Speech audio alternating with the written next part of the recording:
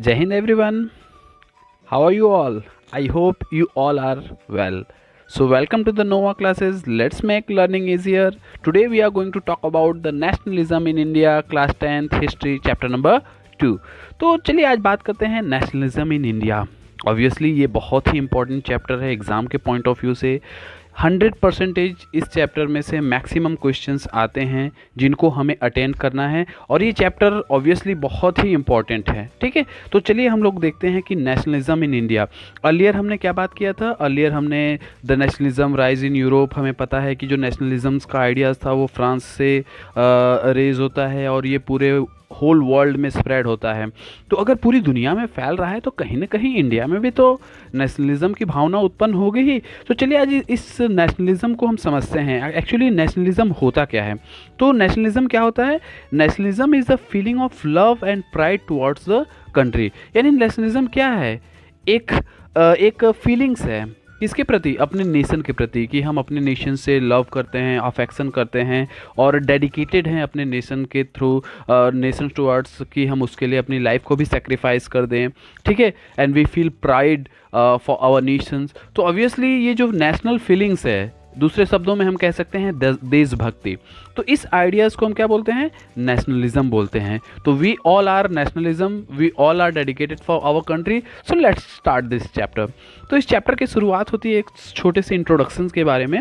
तो modern nationalism was associated with the formation of nation. तो ये मॉडर्न नेशनलिज्म क्या था? तो आपने देखा कि यूरोप से, फ्रांस से, हर जगह नेशनलिज्म का आइडियाज़ बना था. इटली का यूनिफिकेशन हुआ, जर्मनी का यूनिफिकेशन हुआ, नेशन स्टेट का फॉर्मेशन हुआ. तो हमारे इंडिया पे क्या इम्पैक्ट पड़ा? तो आपको पता होगा कि उस समय इंडिया किसकी कॉलोनी थी? ब्रिटिशर्स की थी. उस समय इंडिया किसकी कॉलोनी थी? ब्रिटिशर्स की कॉलोनी थी. ठीक है, तो हम अंडर द कॉलोनियल रूलर्स थे. अंडर द कॉलोनियल रूलर्स थे, तो हमारी जो कंडीशंस थी वो डिफरेंट थी. ठीक है, हम किसी के अंडर में वर्कआउट कर रहे थे. ठीक है, तो हमारे अंदर नेशन स्टेट नहीं कहा माना जाएगा. हमारी कंट्री नेशन स्टेट नहीं है, इंडिपेंडेंट नेशन नहीं है. तो उस समय हुआ क्या कि बहुत सारे एंटी कॉलोनियल मूवमेंट भी इंडिया में हुए. तो वो सारे मूवमेंट हम इस चैप्टर में डिस्कस करने वाले हैं. 1 to 1 हम सारे मूवमेंट देखेंगे और every movement is very important for your exam. ठीक है, तो listen carefully. I hope it will be the easily for you. Okay, so let's start the things. तो पहली बात करते हैं फर्स्ट वर्ल्ड वार की, खिलाफत एंड नॉन कॉपरेशन मूवमेंट पे. तो पहले बात करेंगे फर्स्ट वर्ल्ड वार. तो आपको पता होगा कि जो फर्स्ट वर्ल्ड वार का ड्यूरेशन था वो क्या था? 1914 टू 1918. इन दोनों मतलब 1914 में स्टार्ट हुआ और 1918 में क्या हुआ? एंड हुआ. तो इसमें बेसिकली दो पावर थी. एक था अलाइड पावर और एक दूसरा क्या था? Central power. तो अलाइड पावर में कौन था बेटा? ग्रेट ब्रिटेन, फ्रांस, रसिया, जापान, इटली, यूएस. 1917, मैं आपको बता दूं यहाँ 1917 इसलिए लिखा गया है क्योंकि 1917 में यूएस की एंट्री होती है फर्स्ट वर्ल्ड वार में और वो आता है, पूरे वॉर को ख़त्म कर देता है. ठीक है, because US is very powerful country. ठीक है, और सेंट्रल पावर में कौन था? Germany, Austria Hungary, Ottoman Empire, Turkey. तो ये सभी देश थे और ये फर्स्ट वर्ल्ड वार हो रहा था. कब? 1914 में स्टार्ट हुआ और 1918 में ख़त्म हुआ. तो इन दौरान इंडिया की क्या कंडीशंस थी? और वर्ल्ड वार तो अलाइड पावर और सेंट्रल पावर के बीच में हो रहा था. तो इंडिया का क्या रोल है? क्या इंडिया डायरेक्टली इन्वॉल्व थी वर्ल्ड वार में? No, India is not directly involve in the world war. But हुआ क्या कि इंडिया उस समय ब्रिटेन की क्या थी? कॉलोनी थी. ब्रिटिशर्स क्या कर रहे थे? इंडिया में रूल कर रहे थे. तो जब ब्रिटिशर्स इंडिया में रूल कर रहे हैं, ब्रिटिशर्स ने पार्ट लिया है फर्स्ट वर्ल्ड वार में, तो कहीं ना कहीं हम इंडिया इनडायरेक्टली कनेक्ट था किससे? वर्ल्ड वार से. ठीक है, तो आइए देखते हैं कैसे वो कनेक्ट था. तो हुआ क्या कि बहुत ज़्यादा न्यू पॉलिटिकल और इकोनॉमिक सिचुएशन क्रिएट हुए फर्स्ट वर्ल्ड वार में. ठीक है, क्यों? क्योंकि इंडिया इनडायरेक्टली इन्वॉल्व था. किसके कारण? ब्रिटिशर्स के कारण. ठीक है, तो हुआ क्या क्या क्या इम्पैक्ट पड़ा फर्स्ट वर्ल्ड वार का इंडिया पे? तो पहला जो इम्पैक्ट पड़ा, increase in defence expenditure. Obviously है, वार होगी तो हमें वेपन्स की ज़रूरत पड़ेगी, एक्सप्लोजर की ज़रूरत पड़ेगी, ढेर सारे सोल्जर्स की ज़रूरत पड़ेगी, तो खर्चे तो होंगे ही. तो इंडिया के ऊपर क्या हुआ? Increase in defence expenditure. Second क्या है? Price increase through the war years, यानी जो गुड्स प्राइसेस थे, जो वस्तुओं के दाम थे, खाने पीने के दाम थे, वो बढ़ने लगे। क्यों? क्योंकि वार हो रहा था, डिस्ट्रक्शन हो रहा था। आपको पता है कि अगर कोई भी दो देश आपस में लड़ते हैं तो वो 20 साल पीछे चले जाते हैं, ऐसा एक माना जाता है। तो ऑब्वियसली है कि जब वार हो रही है तो इकोनॉमिक क्राइसिस तो आएंगी ही आएंगी, और लोगों की जो गुड्स की प्राइसेस है वो ऑब्वियसली क्या होंगी, बढ़ेंगी। Force recruitment in the rural areas, British involve था फर्स्ट वर्ल्ड वॉर में, और इनडायरेक्टली इंडिया इन्वॉल्व था। तो ब्रिटिश ने क्या किया कि जो रूरल एरियाज थे वहाँ से उन्होंने क्या किया, फोर्स रिक्रूटमेंट स्टार्ट कर दी, लोगों को सेना में भर्ती करना स्टार्ट कर दिया। और हुआ क्या उस समय, और एक तरह से कह सकते हैं कि नेचर का प्रभाव पड़ा। वो क्या हुआ कि 1918 और 1919 और 1920 और 1921 में जितनी भी फसलें थी वो पूरी तरह से तबाह हो गई, मेनी पार्ट्स ऑफ इंडिया। अब फसलें खराब होना ये बहुत ही दयनीय स्थिति होती है किसी भी देश के लिए। क्यों? क्योंकि जो उनका प्रोडक्शंस होते हैं वो क्या हो जाते हैं, कम हो जाते हैं, डिमांड बढ़ जाती है। तो ऑब्वियसली है कि जो वस्तुओं के दाम होते हैं, गुड्स के प्राइस होते हैं, वो धीरे धीरे क्या होने लगते हैं, बढ़ने लगते हैं। तो हुआ क्या, उसी के साथ साथ एक और भयंकर बीमारी आ जाती है, पेंडेमिक आ जाता है, एपिडेमिक आ जाता है, इन्फ्लुएंजा। उसके कारण भी लोग बहुत ज़्यादा मरने लगते हैं।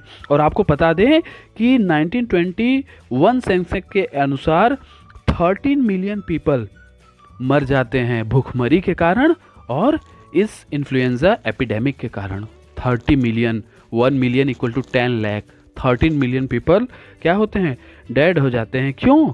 इस भूखमरी और इस इन्फ्लुएंजा एपिडेमिक के कारण।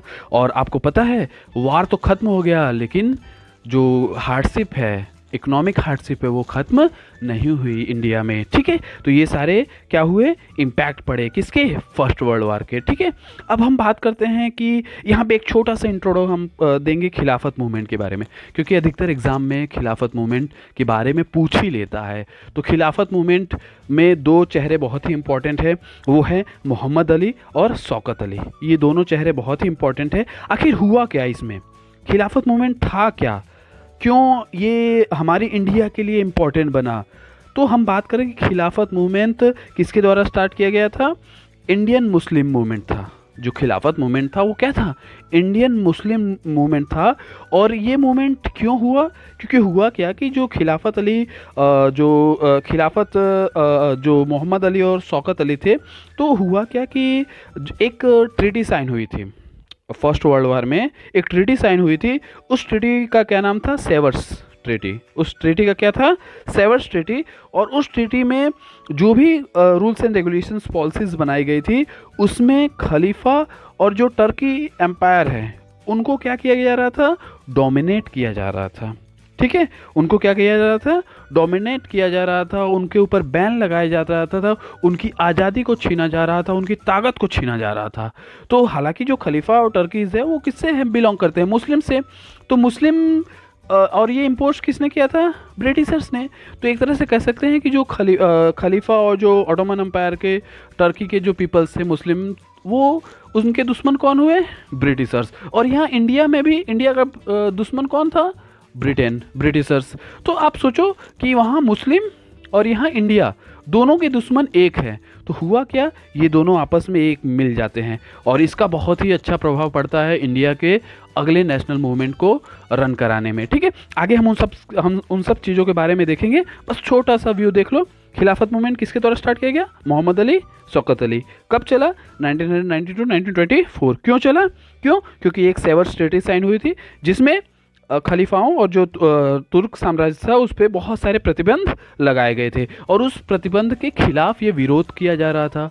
ठीक है, इसी कारण खिलाफत मूवमेंट स्टार्ट हुआ। किसके द्वारा स्टार्ट किया गया, इंडियन मुस्लिम मूवमेंट कहा जाता है इसको, किसके द्वारा, इंडियन मुस्लिम द्वारा तैयार किया गया। ठीक है, चलो नेक्स्ट हम लोग पार्ट में चलते हैं। अब बात करते हैं सत्याग्रह। हम सबको पता है कि इस पिक्चर में आप देख सकते होंगे कि महात्मा गांधी ट्रेन से नीचे उतर रहे हैं। इसका मतलब है कि वो साउथ अफ्रीका से कहाँ आए, इंडिया में आए। कब आए, 9 जनवरी 1915। ठीक है, इसी दिन प्रवासी भारतीय दिवस मनाया जाता है, ध्यान रखना। 9 जनवरी 1915 को महात्मा गांधी कहाँ से आते हैं, साउथ अफ्रीका से इंडिया में आते हैं। तो जैसे ही वो इंडिया में आते हैं तो इंडिया की कंडीशन अच्छी नहीं रहती है, तो वो क्या करते हैं, एक मूवमेंट स्टार्ट करते हैं, जिस मूवमेंट का नाम क्या है, सत्याग्रह। सत्याग्रह, सत्याग्रह मतलब that is the insistence of on truth, यानी हमें सत्य पे विश्वास रखना चाहिए, हमें सत्य पे भरोसा रखना चाहिए। और ये सत्याग्रह मूवमेंट किसके द्वारा स्टार्ट किया गया, महात्मा गांधी द्वारा स्टार्ट किया गया, ठीक है। और इन सत्याग्रह मूवमेंट में उन्होंने 3 सत्याग्रह मूवमेंट स्टार्ट किए। कितने सत्याग्रह मूवमेंट, 3 सत्याग्रह। तो थोड़ा सा सत्याग्रह मूवमेंट के बारे में जान लेते हैं, आखिर ये सत्याग्रह मूवमेंट है क्या। तो आपको पता है कि यह दमन और अन्याय के खिलाफ एक गैर आक्रामक शांतिपूर्ण जन आंदोलन है। यू नो, सत्याग्रह क्या है, ये एक नॉन अग्रेसिव, नॉन अग्रेसिव मतलब किसी को भाई वॉयलेंस नहीं करना है, किसी को दुख नहीं पहुंचाना है, शांतिपूर्वक आंदोलन करना है, ये मेन फीचर था सत्याग्रह का, ठीक है। तो महात्मा गांधी ने 3 सत्याग्रह किए, ठीक है। तो जो पहला सत्याग्रह किया वो कहाँ पर किया, चंपारण सत्याग्रह। कब हुआ, 1917 में। तो चंपारण के बारे में आपको पता ही है, चंपारण कहाँ पे है, बिहार में है। तो बिहार के जो किसान थे उनको क्या किया जा रहा था, फोर्स किया जा रहा था, किस लिए, कि वो इंडिगो क्रॉप को ग्रो करे। खेती किसकी करे, इंडिगो क्रॉप की ही करे, कैश क्रॉप की ही करें, और कोई दूसरी खेती ना करें। तो ऑब्वियसली है, क्यों इंडिगो क्रॉप की खेती वो कराना चाहते थे, क्यों, क्योंकि उस समय यूरोपियन कंट्री में इंडिगो की बहुत ज़्यादा डिमांड थी और इससे ब्रिटिशर्स को बहुत ज़्यादा प्रॉफिट हो रहा था। तो उन्होंने क्या किया कि बिहार के जो पीसेंट्स थे उनको फोर्स किया कि आप इंडिगो प्लांट को ही ग्रो करें। और बिहार के जो पीसेंट थे उनको क्या चाहिए, वो नील तो खाएंगे नहीं, उनको खाने पीने के लिए वीट्स चाहिए, राइस चाहिए और सीरियल्स चाहिए, तो वो उनको नहीं ग्रो कर पाते थे, ठीक है। तो इसके कारण महात्मा गांधी जब आए, उनकी समस्याओं को देखा, तो उन्होंने चंपारण सत्याग्रह मूवमेंट स्टार्ट किया, ठीक है। और उन्होंने इस मूवमेंट को इसलिए किया, क्यों, क्योंकि वो इंडिगो क्लाउड जो ऑप्रेसिव प्लांटेशन है उनको स्टॉप करना चाहते थे, जो फोर्सफुली प्लांटेशन करवाते थे ब्रिटिशर्स, उनको वो रोकना चाहते थे, ठीक है। तो बहुत ही अच्छा रहा इसका इम्पैक्ट। इस सत्याग्रह आंदोलन के कारण वहाँ पे जो किसानों को अप्रेसिव प्लांटिंग के लिए फोर्स किया जा रहा था, तो वो उस पर बैन रखा और धीरे धीरे उन्होंने सीरियल्स को भी ग्रो करना स्टार्ट किया। इसके बाद हम आगे देखते हैं, तो आगे हम देखेंगे कि सेकंड सत्याग्रह क्या कब हुआ, सेकंड सत्याग्रह के बारे में देखते हैं, ठीक है। तो सेकंड सत्याग्रह जो हुआ वो हुआ आपका खेड़ा गुजरात में। कहाँ हुआ, तो फसलें खराब हो गई थी, प्लेग आया था, कॉलरा आया था, और फसलें खराब होने के कारण वो इतना टैक्स पे नहीं कर पा रहे थे। तो जब महात्मा गांधी ने देखा कि किसानों को बहुत ज़्यादा दिक्कतें हो रही हैं, बहुत ज़्यादा टैक्स देने पड़ रहे हैं, जो आपके जो उनको क्या बोलते हैं, जो लैंड ओनर्स हैं, ठीक है, और ब्रिटिशर्स हैं, उनको बहुत ज़्यादा टैक्स देने पड़ते हैं। तो उन्होंने क्या किया कि सेकेंड सत्याग्रह खेड़ा गुजरात में स्टार्ट किया, और वो भी सक्सेसफुल रहा। जो जितने ज़्यादा टैक्स देने पड़ते थे वो अब टैक्स में रिलैक्सेशन मिला। तो देख सकते हो कि सेकंड जो सत्याग्रह है, खेड़ा गुजरात सत्याग्रह, ये भी सक्सेसफुल हुआ। ये क्यों हुआ, ये किनके किनके बीच में था, पीसेंट और पाटीदार हैमलेट के रूप में। किसके किसके बीच में था, पीसेंट और जो पाटीदार हैमलेट थे उनके बीच में था।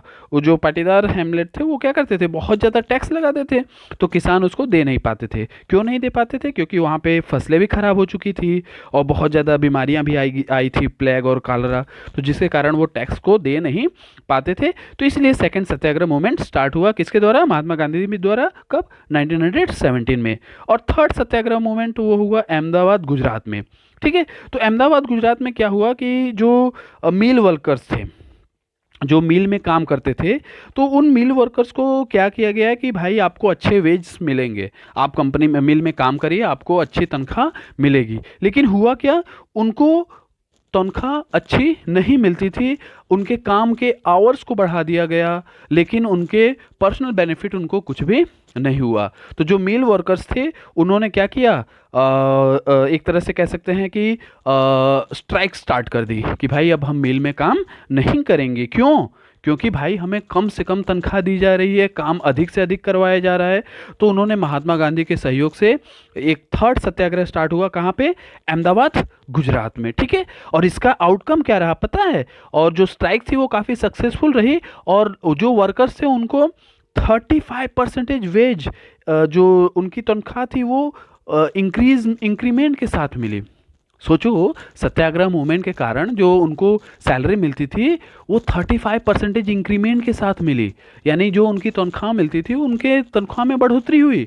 तो आप देख सकते हो कि महात्मा गांधी जी ने जो तीनों सत्याग्रह मूवमेंट स्टार्ट किया और ऑब्वियसली ये सक्सेसफुल रहा।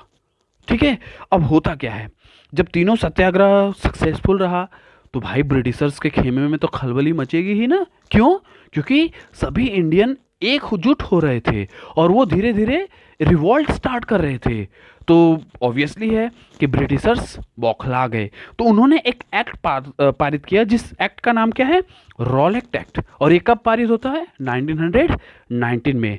तो आखिर ये रॉलेट एक्ट होता क्या है? तो द रॉलेट एक्ट क्या है कि this act gave the government enormous power to repress the political activities and allowed the detention of a political prisoners without trial for 2 years। आप सोच सकते हो कि एक ऐसा एक्ट था कि पूरी पावर गवर्नमेंट के हाथ में थी। ठीक है, अगर कोई भी पॉलिटिकल फॉर्मेशन हो रहा है या कोई ऐसी गतिविधि हो रही है जो ब्रिटिशर्स को अच्छी ना लगे, तो बिना किसी ट्रायल के, बिना किसी दबाव के उस व्यक्ति को जेल में 2 साल तक डाल सकती है। ना कोर्ट ना कचहरी, सीधे जेल। तो भाई ये क्या है? तो ये रॉलेट एक्ट पारित किया गया था 1919 में ब्रिटिशर्स द्वारा। क्यों? क्योंकि भाई तीनों सत्याग्रह मूवमेंट क्या हुआ था? सक्सेसफुल हुआ था। ठीक है, और ये लॉ कब पास हुआ? मार्च 1919 द्वारा 19 में। और किसके द्वारा?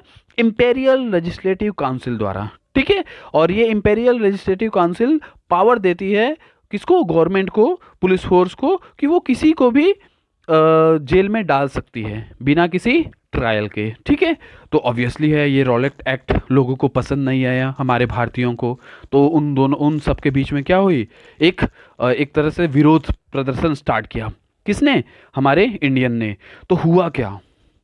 6 जनवरी 6 फेब को 6 अप्रैल 1919 ये दिन था जब महात्मा गांधी ने हंगर स्ट्राइक स्टार्ट की। कौन सा दिन था? 6 अप्रैल 1919 को। किसके विरोध में? रॉलेट एक्ट के विरोध में। तो जब उन्होंने हंगर स्ट्राइक स्टार्ट की तो पूरे देश में लोग एकजुट हो रहे थे। तो हुआ क्या कि जलियांवाला बाग अमृतसर में है, वहाँ पे बैसाखी का मेला था और हजारों की भीड़ इकट्ठा हुई थी। ठीक है, और हजारों की भीड़ जब इकट्ठा हुई तो वो रॉलेट एक्ट के बारे में ही बात कर रहे थे, एक तरह से कह सकते हैं उसके विरोध में वो योजनाएं बना रहे थे। तो हुआ क्या, एक व्यक्ति था जिसका नाम था जनरल डायर। क्या था? General Dyer. और वो जलियांवाला बाग में आता है और पूरे जो भी एंटर्ड एरिया हैं, ठीक है, उसको वो ब्लॉक कर देता है। जितने भी एग्जिट पॉइंट है उसको वो क्या कर देता है? ब्लॉक कर देता है और ओपन फायर का ऑर्डर देता है। अंधाधुंध गोलियां चलती हैं। ठीक है, सैकड़ों की संख्या में लोग मरते हैं। अपनी जान बचाने के लिए वो कहीं ना कहीं आप देख सकते हो कि कुआं है पास में, वहाँ कूद जाते हैं। मैं आपको इस पिक्चर में दिखाने की कोशिश कर रहा हूँ कि आप देख सकते हैं कि बुलेट मार्क्स ये बुलेट मार्क्स आपको यहाँ पे दिखाई दे रहे हैं। ठीक है, गोलियों के निशान।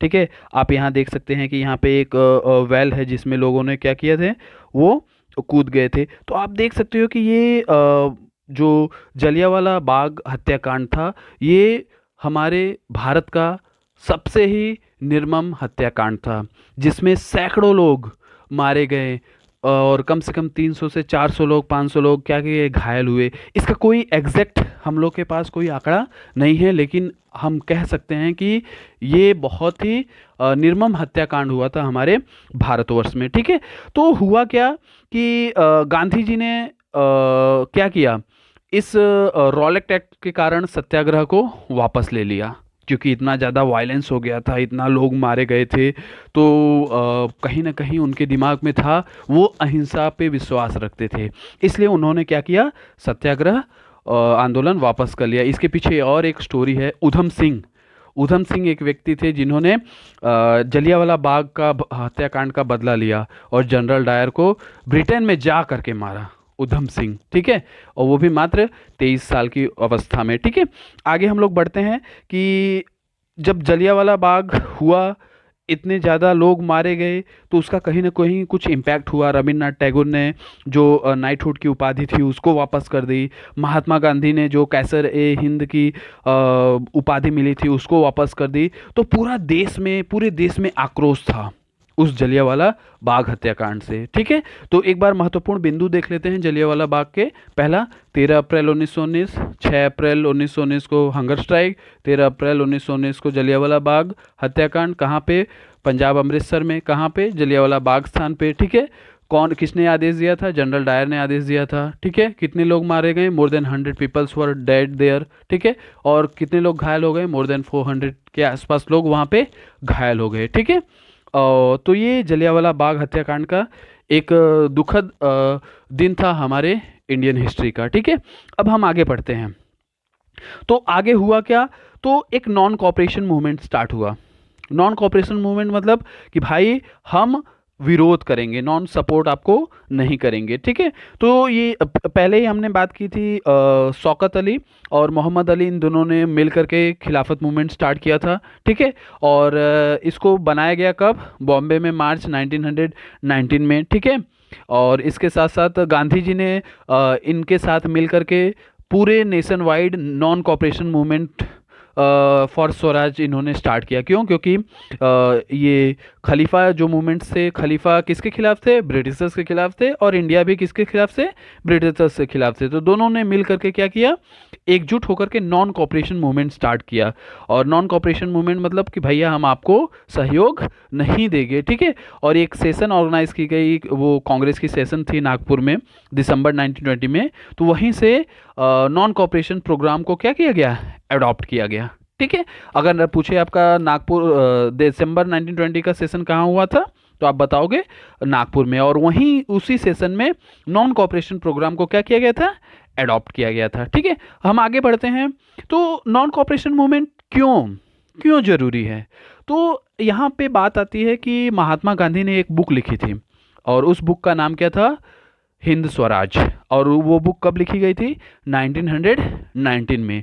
और उस बुक में उन्होंने लिखा था कि यहाँ पे उन्होंने लिखा था कि Gandhi declare that the Britishers rule was established in India with the cooperation of the Indians and had survived only because of this cooperations. If Indians refused to cooperate, British rule in India would collapse within a year and Swaraj would come. बहुत ही अच्छी बात कही कि भाई जब तक हम उनका सहयोग करते रहेंगे तब तक वो हमारे पर राज्य करेंगे। तो उन्होंने बहुत ही अच्छी बात कही कि बिना हमारे सपोर्ट के ब्रिटिशर्स इंडिया में कुछ भी नहीं कर सकते।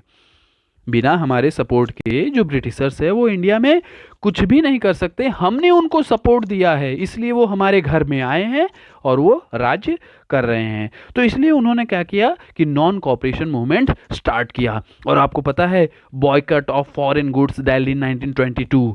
तो 1922 में बॉयकॉट मूवमेंट स्टार्ट हुआ और हमने विदेशी कपड़ों, स्कूल, कॉलेज, यूनिवर्सिटी इन सबको क्या किया? त्याग दिया, उनको अवॉइड करने लगे, हम लोग उनका सहयोग नहीं कर रहे थे। ठीक है, तो ये पूरे वर्ल्ड वाइड में, ये हमारी इंडिया में बॉयकॉट मूवमेंट चला। ठीक है, बॉयकॉट मूवमेंट में क्या किया हमने? जो भी विदेशी कपड़े थे, विदेशी सामान थे, विदेशी स्कूल्स थे और लॉ कॉलेज थे, कहीं भी जहाँ पे हम काम करते थे under the control of British, उसको हमने क्या किया? इग्नोर किया, अवॉइड किया, और हम लोग ने एक स्ट्राइक स्टार्ट की पूरे इंडिया में। तो हुआ क्या कि ये मूवमेंट देश के अलग अलग हिस्सों में चला। ठीक है, द नॉन कॉपरेशन खिलाफत मूवमेंट बिगेन इन जनवरी 1921। समझ लो जनवरी 1921 में खिलाफत यानी जो खलीफास थे उनके द्वारा और हमारे इंडिया द्वारा ये नॉन कॉपरेशन मूवमेंट स्टार्ट हुआ। तो मूवमेंट टाउन्स में, यहाँ पे स्पेलिंग एरर है नो डाउट। तो जो टाउन्स में क्या क्या हुआ, तो हुआ क्या कि जो मिडिल क्लास थे उन्होंने भी पार्टिसिपेशन अपना देना स्टार्ट कर दिया। जो स्टूडेंट्स थे, टीचर्स थे, लॉयर्स थे, उन्होंने गैव अप कर दिया, यानी ना वो पढ़ाने जाते थे ना पढ़ने जाते थे। और जो भी जॉब करते थे हमारे ब्रिटिश के अंडर में, उन सबको उन्होंने क्या किया? जाना बंद कर दिया। ठीक है, और हुआ क्या कि काउंसिल इलेक्शन वर बॉयकॉट। जो काउंसिल इलेक्शंस होने वाले थे, स्टार्टिंग में तो नॉन कॉपरेशन मूवमेंट में कांग्रेस साथ में नहीं था, स्टार्टिंग में कांग्रेस इसके साथ नहीं था। क्यों? क्योंकि वो चाहता था कि आने वाले समय में काउंसिल का इलेक्शन होने वाला था और उस काउंसिल ऑफ इलेक्शन में वो पार्टिसिपेट करना चाहता था, जिससे कि उसको कुछ पावर मिल जाए। तो लेकिन बाद में जब महात्मा गांधी जी के नेतृत्व में नॉन कॉपरेशन मूवमेंट स्टार्ट हुआ, तो कांग्रेस भी एकजुट हो गई और पूरा नेशन एकजुट होकर के नॉन कॉपरेशन मूवमेंट को स्टार्टअप करता है। ठीक है, और उन्होंने जितने भी फॉरेन गुड्स थे उनको क्या करते हैं, वो बॉयकट करते हैं। ठीक है, लिक्विड शॉप्स वर पेक्ड, यानी जितने भी लिक्विड और शॉप्स थे, ठीक है, उनको भी उन्होंने क्या किया, बहिष्कार किया। तो अब हुआ क्या, कंट्री साइड्स में कैसे कैसे मूवमेंट्स हुए, तो जितने भी पीसेंट्स थे, ट्राइबल्स थे, उन लोगों ने भी क्या किया, इस नॉन कॉपरेशन मूवमेंट को सपोर्ट किया और धीरे धीरे ये जो नॉन कॉपरेशन मूवमेंट है वो वायलेंट में कन्वर्ट होने लगा। धीरे धीरे जो नॉन कॉपरेशन मूवमेंट है वो किस में कन्वर्ट होने लगा, वायलेंट में कन्वर्ट होने लगा।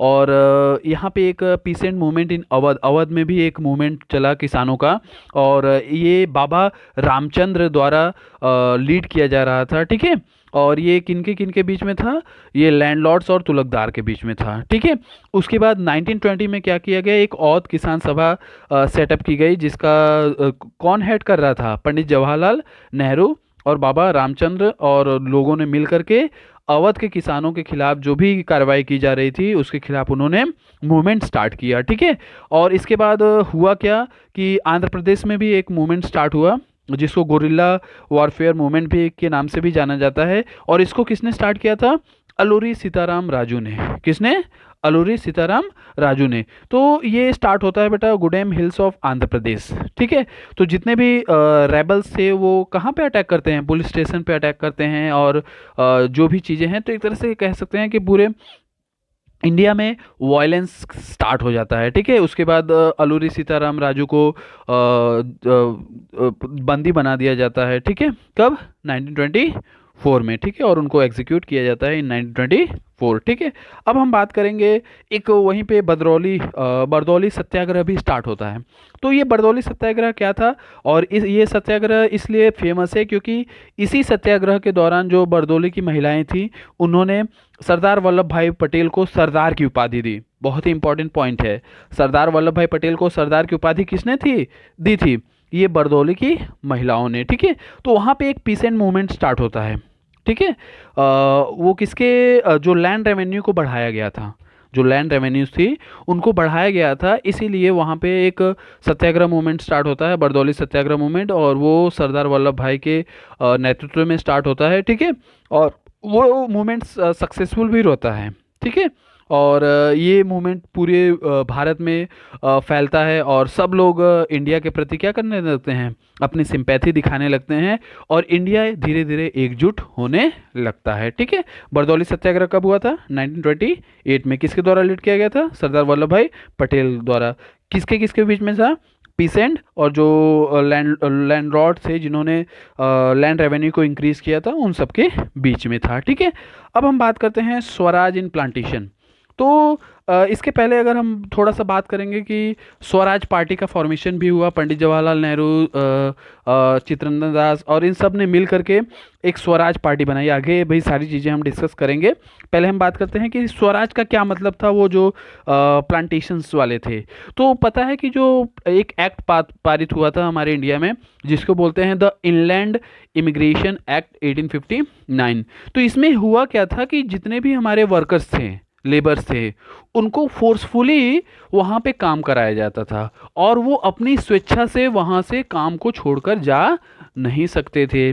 तो हुआ क्या कि जब स्वराज की मांग होने लगी पूरे भारतवर्ष में, तो जो प्लांटेशन में काम करने वाले जो वर्कर्स थे, लेबर्स थे, उन्होंने इसको किस तरह से लिया, उन्होंने सोचा कि अब हम आसानी से फ्रीली मूव कर सकते हैं एक स्थान से दूसरे स्थान तक, यानी जो इनलैंड इमिग्रेशन एक्ट 1859 है, अब उनके ऊपर अप्लाई नहीं होगा। ठीक है, और वो बिना परमिशन के अब किसी भी इनलैंड को छोड़ सकते हैं। ठीक है, और कहीं दूसरे जगह भी काम कर सकते हैं। ठीक है, each group interpreted the term Swaraj in the other own ways, यानी जितने भी ग्रुप्स थे, हर एक ग्रुप्स अलग अलग तरीकों से स्वराज को समझ रहे थे। ठीक है, तो जिसके लिए जो नुकसान था, जिसके लिए जो हानिकारक था, वो उस वे में स्वराज को समझता था। ठीक है, लेकिन उसी दौरान एक इंसिडेंट होता है चौरी चौरा। ठीक है, और चौरी चौरा एक स्थान है गोरखपुर में। ठीक है,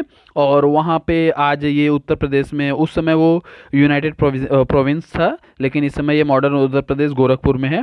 तो 4 फरवरी 1922 को बहुत सारा लोग, जो हमारे पीसेंट्स थे, वर्कर्स थे, ठीक है, वो नॉन कॉपरेशन मूवमेंट को लेते हुए वो क्या करते हैं, पुलिस स्टेशन में आग लगा देते हैं, यानी ओपन फायर कर लेते हैं, जिसके कारण सैकड़ों पुलिसकर्मी, यानी around 20 to 23 peoples were died in that incident. तो इस इंसिडेंट में बहुत सारे ब्रिटिश जो पुलिसकर्मी थे वो मारे जाते हैं। ठीक है, तो ऑब्वियसली है कि ये एक वॉयलेंस हो रहा था, पूरे नेशन में वॉयलेंस स्टार्ट हो रहा था, क्या स्टार्ट हो चुका था। तो ये सब देख करके महात्मा गांधी दुखी हुए। क्यों? क्योंकि वो कैसा है मूवमेंट चाहते थे, नॉन वायलेंट मूवमेंट चाहते थे। ठीक है, तो चौरी चौरा के बारे में एक बार फिर से पूछ लेते हैं, कब हुआ था? 4 फरवरी 1922 को। किसके द्वारा स्टार्ट किया गया था?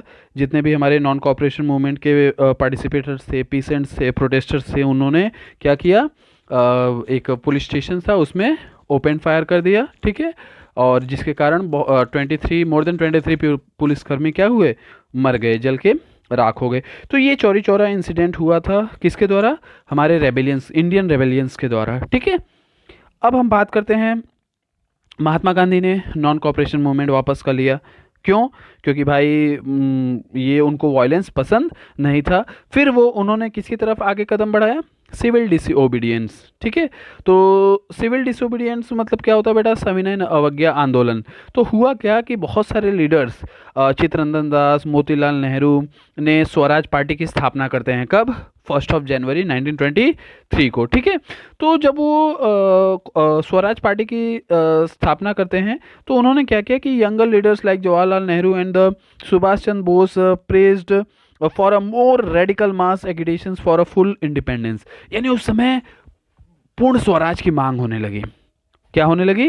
पूर्ण स्वराज की मांग होने लगी। धीरे धीरे ये जो आवाज़ थी वो उठने लगी। ठीक है, तो ये यहाँ पे एक पिक्चर्स में आपको दिखाया हूँ, जिसमें एक मीटिंग हो रही है इलाहाबाद में 1931 में। उसमें महात्मा गांधी जी हैं, सरदार वल्लभ भाई पटेल जी हैं, जवाहरलाल नेहरू जी हैं, और सुभाष चंद्र बोस है, और बहुत सारे लोगों ने मीटिंग करके वो क्या चाहते थे कि जो फुल इंडिपेंडेंस की वॉइस है वो जोर शोर के साथ पूरे भारतवर्ष एकजुट करके, भारतवासी एक साथ जुट करके इस आवाज़ को बुलंद करे, जिसके थ्रू जल्द से जल्द भारत को क्या मिले? आज़ादी मिले। ठीक है, तो इस पार्ट में बस इतना ही। ठीक है, और वीडियो अगर अच्छा लगे तो लाइक करना, सब्सक्राइब करना और शेयर करना ना भूलें। Okay, so thank you and जय हिंद।